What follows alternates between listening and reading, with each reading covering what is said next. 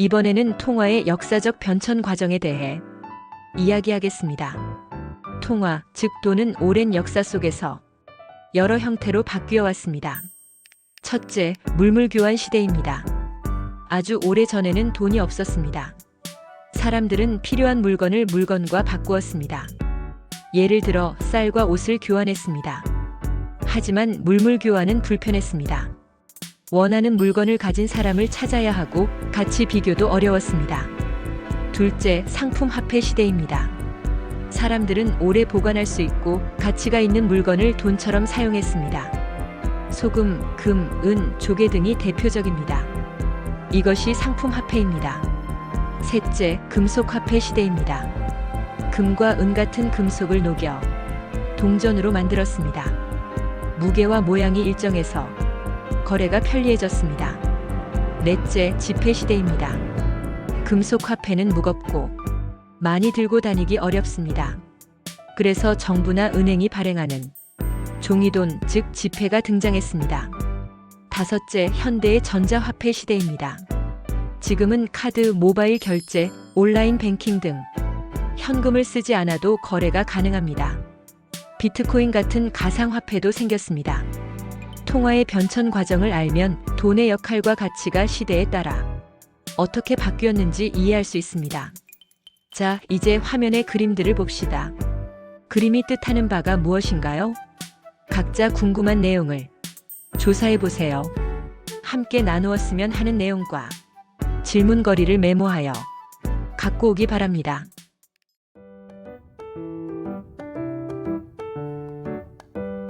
이번에는 새로운 돈으로서 비트코인과 스테이블 코인의 등장에 대해 이야기하겠습니다. 첫째, 비트코인입니다. 비트코인은 2009년에 처음 만들어진 디지털 화폐입니다. 은행이나 정부를 거치지 않고 사람들끼리 직접 거래할 수 있습니다. 모든 거래는 블록체인이라는 기술로 기록됩니다. 비트코인의 장점은 투명성과 보안입니다. 하지만 가격 변동이 커서 안정적인 결제 수단으로 쓰기에는 위험이 있습니다. 둘째, 스테이블 코인입니다. 스테이블 코인은 가치가 일정하게 유지되도록 설계된 디지털 화폐입니다. 이렇게 하면 가격 변동이 거의 없어 송금이나 결제에 편리합니다. 대표적인 예로 USDT, USDC 등이 있습니다. 비트코인과 스테이블 코인은 모두 새로운 형태의 돈입니다. 앞으로 이들이 금융 시스템에 어떤 영향을 줄지는 계속 지켜봐야 합니다. 자, 이제 화면의 그림들을 봅시다. 그림이 뜻하는 바가 무엇인가요? 각자 궁금한 내용을 조사해보세요. 함께 나누었으면 하는 내용과 질문거리를 메모하여 갖고 오기 바랍니다.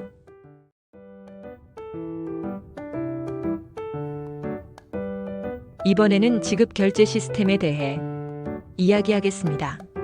지급 결제 시스템이란 돈을 주고받는 모든 과정을 안전하고 정확하게 처리하는 장치와 절차를 말합니다. 이 시스템이 잘 작동해야 경제 활동이 원활하게 이루어집니다. 첫째, 지급 결제 시스템의 역할입니다. 사람과 기업이 물건을 사고 팔 때 돈이 정확하게 이동하도록 합니다. 예를 들어 내가 가게에서 커피를 사면 내 은행 계좌에서 돈이 빠져나가고 가게 계좌로 들어갑니다.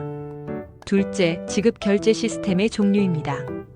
카드 결제, 계좌이체, 모바일 결제처럼 일상 거래에 사용되거나 은행 간의 큰 금액을 주고받을 때 사용됩니다. 주식, 채권 거래 대금을 주고받을 때도 사용됩니다. 셋째, 안전성과 신뢰성입니다. 지급 결제 시스템이 멈추면 경제가 큰 혼란에 빠질 수 있습니다. 그래서 중앙은행과 금융당국이 시스템을 감독하고 보호합니다. 지급 결제 시스템은 경제의 혈관과 같습니다. 돈이 안전하고 빠르게 흐르도록 돕는 중요한 역할을 합니다. 자, 이제 화면의 그림들을 봅시다. 그림이 뜻하는 바가 무엇인가요? 각자 궁금한 내용을 조사해보세요. 함께 나누었으면 하는 내용과 질문거리를 메모하여 갖고 오기 바랍니다.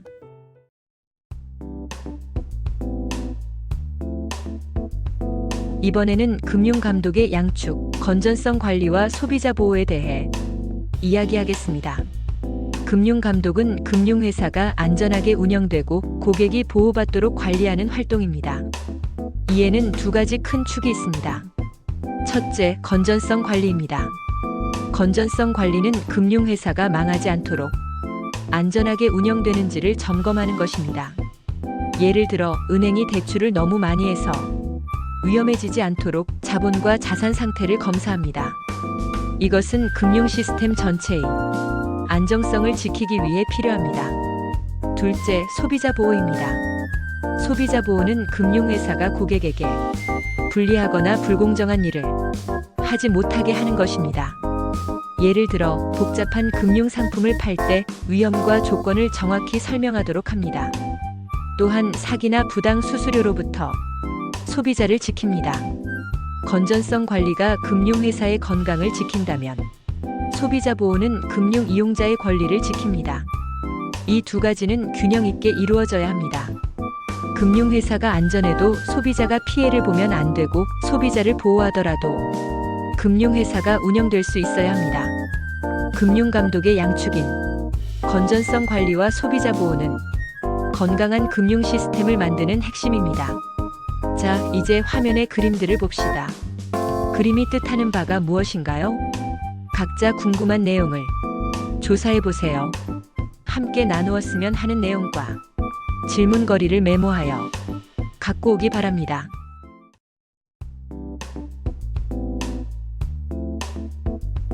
이번에는 예금보험 제도에 대해 이야기하겠습니다. 예금보험 제도는 은행이 문을 닫거나 파산했을 때 예금자의 돈을 지켜주는 제도입니다. 이 제도가 있으면 사람들이 안심하고 은행에 돈을 맡길 수 있습니다. 한국의 예금보험 제도는 예금보험공사가 운영합니다. 첫째, 보호 한도입니다. 한 사람, 한 금융회사 기준으로 원금과 이자를 합쳐 최대 1억 원까지 보호합니다.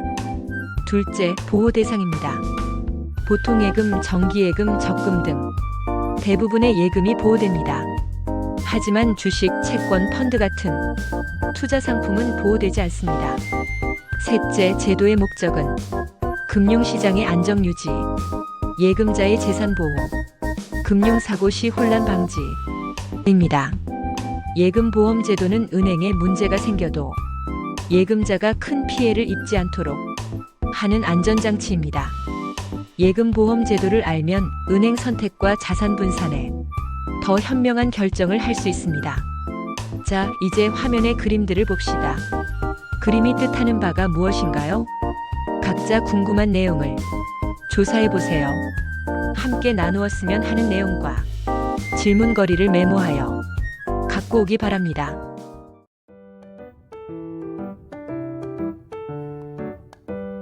이번에는 금융을 이해하는 3축 중 하나, 금융회사에 대해 이야기하겠습니다. 금융을 이해하려면 금융시장, 금융회사, 금융상품이 세 가지가 필요합니다. 이번에는 그 중에서 금융회사에 대해 이야기합니다. 금융회사는 돈을 모으고 빌려주고 관리하는 일을 하는 기관입니다. 대표적으로 은행, 증권회사, 보험회사가 있습니다. 첫째, 은행입니다. 은행은 사람들이 맡긴 돈을 보관합니다. 그리고 그 돈을 필요한 사람이나 회사에 빌려줍니다. 또한 송금, 환전, 카드 발급 같은 서비스를 제공합니다. 둘째, 증권회사입니다. 증권회사는 주식과 채권을 사고 파는 일을 돕습니다. 또한 투자 자문, 자산 관리, 기업의 자금 조달을 지원합니다. 셋째, 보험회사입니다. 보험회사는 사람들이 위험에 대비하도록 돕습니다. 예를 들어 건강보험, 자동차보험, 생명보험 등이 있습니다. 사고나 질병이 생기면 보험금이 지급됩니다. 이 밖에도 카드회사, 캐피털회사, 신용보증기관 등 다양한 금융회사가 있습니다. 금융회사의 역할은 경제에서 매우 중요합니다. 사람과 기업의 돈이 안전하게 돌도록 연결하고 성장할 수 있도록 돕습니다. 금융회사는 돈이 흐르는 통로이자 경제를 움직이는 엔진입니다. 이들을 이해하면 금융생활과 경제 전반을 더 잘 알 수 있습니다. 자, 이제 화면의 그림들을 봅시다. 그림이 뜻하는 바가 무엇인가요? 각자 궁금한 내용을 조사해 보세요. 함께 나누었으면 하는 내용과 질문거리를 메모하여 갖고 오기 바랍니다.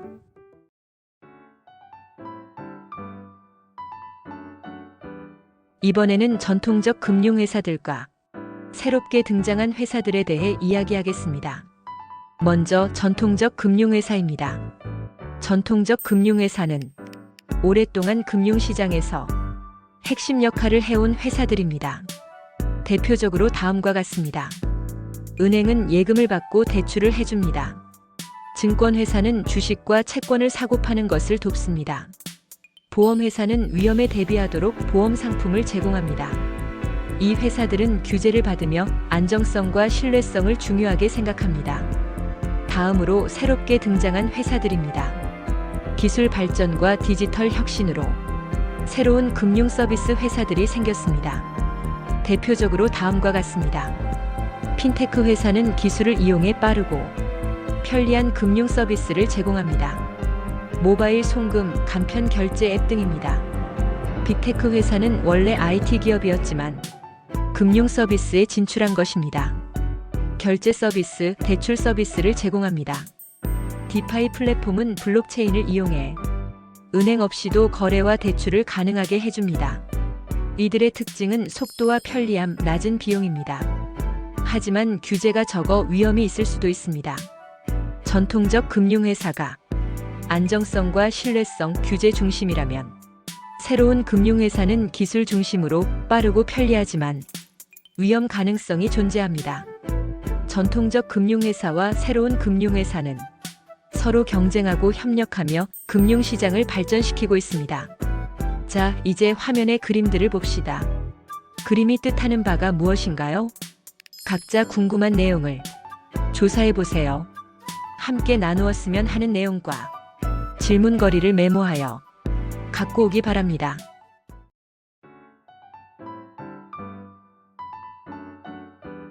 이번에는 주제와 관련한 성경 말씀들을 살펴보겠습니다. 금융회사는 고객의 돈을 맡아 관리하고 그것을 통해 이익을 창출하는 기관입니다.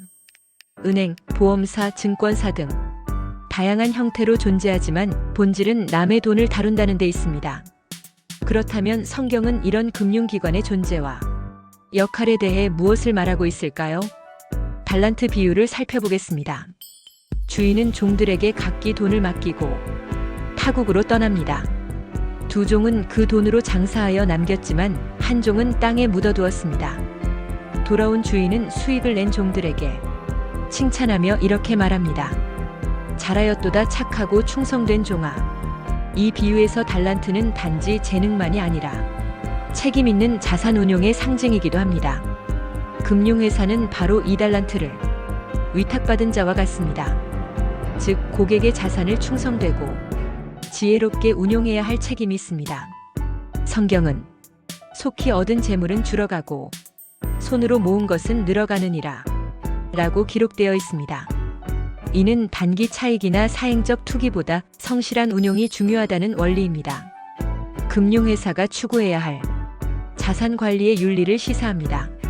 성경은 또한 맡은 자들에게 구할 것은 충성이니라 라고 기록되어 있습니다. 금융기관의 본질은 맡은 자입니다. 그들의 핵심 덕목은 수익 이전에 충성, 곧 신뢰와 성실함이어야 합니다. 성경은 현대적 금융회사를 직접 언급하지는 않지만 자산을 위탁받은 자의 책임과 지혜, 그리고 충성을 강하게 요구합니다. 고객의 돈을 다루는 금융회사는 단순한 영리 조직이 아니라 청지기의 자세로 운영되어야 합니다. 하나님 앞에서 돈을 다루는 기관이라면 수익을 넘어서 신뢰받는 관리인으로서의 도덕성과 책임성을 회복해야 할 것입니다. 자, 이제 화면의 구절들을 성경에서 찾아 찬찬히 읽으면서 묵상해 봅시다.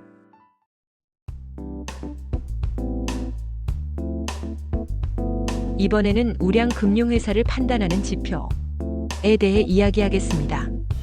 우량 금융회사는 재정이 튼튼하고 안정적으로 운영되는 회사를 말합니다.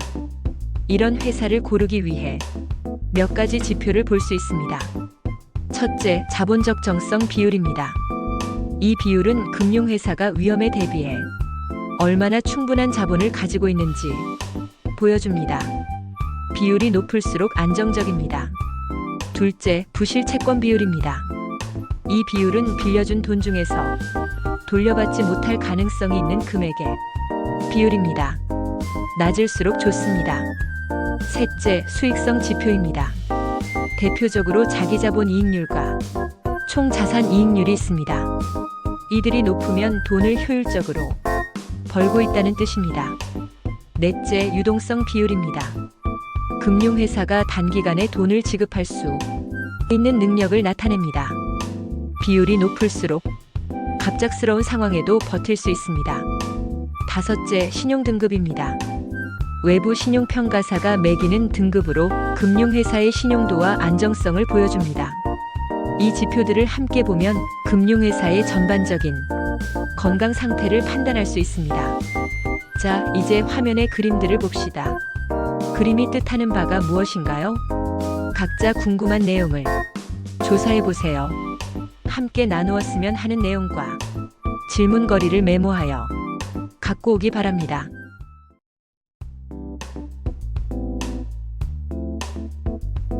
이번에는 기타 민간 금융기관, 공적 금융기관, 금융보조기관에 대해 이야기하겠습니다. 먼저 기타 민간 금융기관입니다.